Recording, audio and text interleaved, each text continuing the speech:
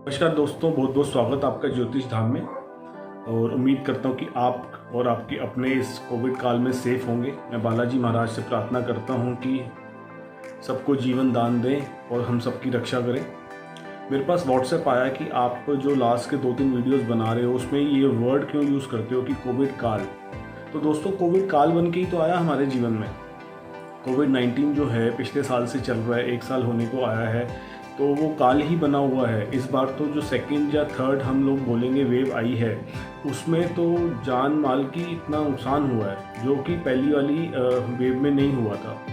तो हमें इससे बचना है। मैं आपको ज्योतिष के माध्यम से बताऊंगा कि कैसे हम लोग अपनी इम्यूनिटी को बैलेंस करें, अपने लंग्स को इफेक्ट होने से रोकें, बैड इफेक्ट, और साथ ही ऑक्सीजन लेवल को कैसे बैलेंस करें। जिन लोगों को कोविड हो भी चुका है तो उन लोगों को का जो ऑक्सीजन लेवल कम हो रहा है, जिन पेशेंट्स का, मैं उसके लिए भी आपको ज्योतिषी उपाय बताऊंगा इस वीडियो में। आज का मेरा टॉपिक ही यही है कि हम लोगों को कोविड से कैसे बचना है या बैलेंस कैसे करना है। अगर मैं ज्योतिष के हिसाब से बात करूं तो अगर कोविड आया तो हमने पहले ये सोचना है कोविड किन किन को हुआ, और अगर जिन लोगों को भी हुआ है उसमें से कितने परसेंट लोगों की ऑक्सीजन लेवल कम हुई और कितने लोगों के लंग्स पे इफेक्ट किया। मैंने मोस्टली कुंडलियाँ देखी इन दिनों में, तो मैक्सिमम उन्हीं लोगों को इफेक्ट किया जिनकी गुरु या बुध की दशा चल रही थी। और कुंडली में दशा होने के बावजूद भी वो दोनों प्लैनेट बुध या गुरु कुंडली में अच्छे बैठे नहीं हुए थे, या राहु से पीड़ित थे, या गुरु या बुध का जो कॉम्बिनेशन है वो था, दोनों एक दूसरे को देख रहे थे, या दोनों राहु से पीड़ित थे।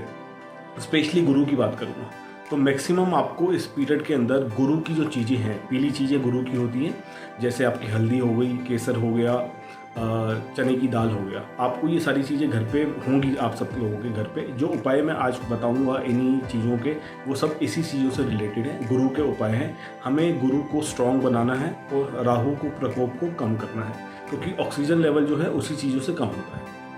मैं जो बताऊंगा आपको इम्यूनिटी कैसे स्ट्रॉन्ग करनी है, लंग्स पे इफेक्ट ना हो, और कैसे हमारी बॉडी का ऑक्सीजन लेवल बैलेंस रहे। ये उपाय उन लोगों के लिए भी हैं जिन लोगों के ऑलरेडी कोविड हो चुका है, या जो कोविड काल अभी चल रहा है उससे बचने के लिए। पीली चीज़ों में जो मैक्सिमम हमें लगा लीजिए, एक तो 2 कटोरी चने की दाल ले लीजिए। पहला उपाय बता रहा हूँ मैं आपको।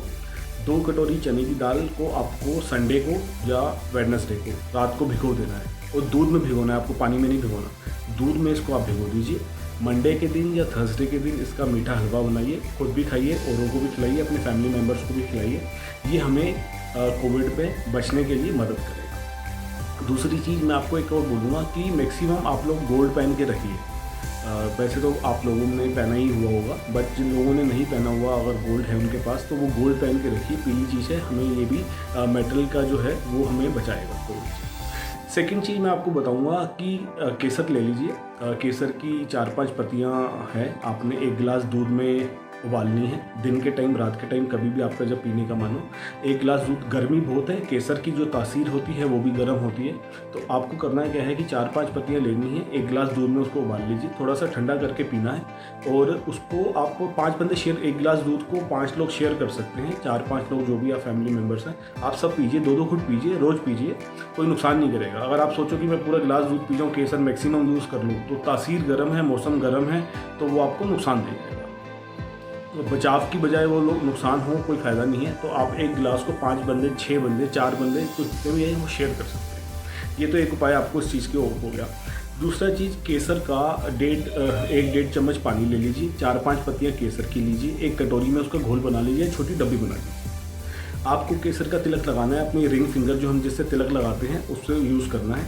आपने उसको डिप करना है, अपने माथे पे लगाना है, आईब्रो के दोनों के बीच में, 3rd आई वाली जगह पे। सेकंड, आपने उसको अपनी टंग से चाट लेना है। आपको दोबारा अगेन क्या करना है कि दोबारा से वो उंगली, आपकी फिंगर जो है उसको डिप करना है और अपने नाभि पे और अपने नेवल पे लगा दीजिए। बैलेंस ऑफ बॉडी है हमारी बॉडी का जो हम ब्रह्म स्थान है वो हमारा नाभि है। नाभि का यूज़ आप सब लोग जानते ही होंगे, इनफैक्ट डॉक्टर्स भी बड़ा बैलेंस ऑफ मानते हैं इसको। तो अपनी नाभि पे आपको केसर तिलक लगाना है। ये आपकी ऑक्सीजन लेवल को बहुत ही हद तक बैलेंस करेगा और आपको किसी भी बैड इफेक्ट होने से रोकेगा। ये उपाय मैं आपको बता रहा हूँ इम्यूनिटी बढ़ाने के लिए। आप में से बहुत सारे लोगों के घरों में ऐसा बनता भी होगा, चावल और चने की दाल। खिचड़ी भी बन सकती है इसकी। चावल और चने की दाल की खिचड़ी बनाइए, खुद भी खाइए, दूसरों को भी खिलाइए, अपनी फैमिली मेम्बर्स को खिलाइए। अगर हो सके तो दान भी दीजिए मैक्सिमम इसका, ताकि लोगों की इम्यूनिटी बढ़ सके। आप इसका दान भी दे सकते हैं और आपकी इम्यूनिटी बढ़ाने के लिए इससे बढ़िया कोई उपाय नहीं है। आपकी इम्यूनिटी बड़ी स्ट्रांग होगी तो किसी भी तरह का जो रोग है, किसी भी तरह की कोई डिजीज़ है, वो आपकी बॉडी पे आने से पहले उससे फाइट करेगी, तभी आपको वो इफेक्ट देगी। सेकेंड चीज़, अगर मैं ये चाहता हूँ कि आप ये सारे उपाय जो भी मैंने आपको बताए हैं, ये सारे मैक्सिमम उपाय आप अपने लोगों के साथ, अपने फैमिली मेम्बर्स, अपने किसी जान पहचान लोगों से शेयर करें, ताकि मैक्सिमम इस कोविड काल में ज़्यादा से ज़्यादा लोग इसका फ़ायदा उठा सकें। तीसरी चीज़, अगर आपके घर में कोई ऐसा पेशेंट है या आपके आसपास कोई ऐसा पेशेंट है जिसके ऑक्सीजन लेवल बहुत कम हो गया और बड़ी ही क्रिटिकल कंडीशन में वो है, हॉस्पिटल में है या घर पे ही है या कहीं पे भी आप उसको ऑक्सीजन दे रहे हैं, तो आपको करना क्या है, 200 ग्राम पीली सरसों लेनी है। पीली सरसों किसी भी आसानी से पंसारी की दुकान पर मिल जाती है। पीली सरसों को उसके सर से, पेशेंट के सर से पाँव तक 7 बार घुमाना है। पूरा वार के आप अपने घर से दूर या किसी भी जगह से दूर, जहाँ पे भी पेशेंट है वहाँ पे कोई खाली वीराना जगह हो, कोई खाली प्लॉट हो दूर में, या अगर नहीं भी मिले तो किसी कूड़ेदान में, कूड़े घर में आप उसको फेंकेंगे। ये उपाय है वो क्रिटिकल कंडीशन से पेशेंट को वापस लाएगा और उसकी जो ऑक्सीजन है उसको बैलेंस करेगा। दोस्तों, ज्योतिष से रिलेटेड या ज्योतिष उपाय से रिलेटेड आपने में से किसी ने भी मुझसे कुछ पूछना हो या कंसल्ट करना हो तो आप मेरे नंबर पर कॉल कर सकते हैं।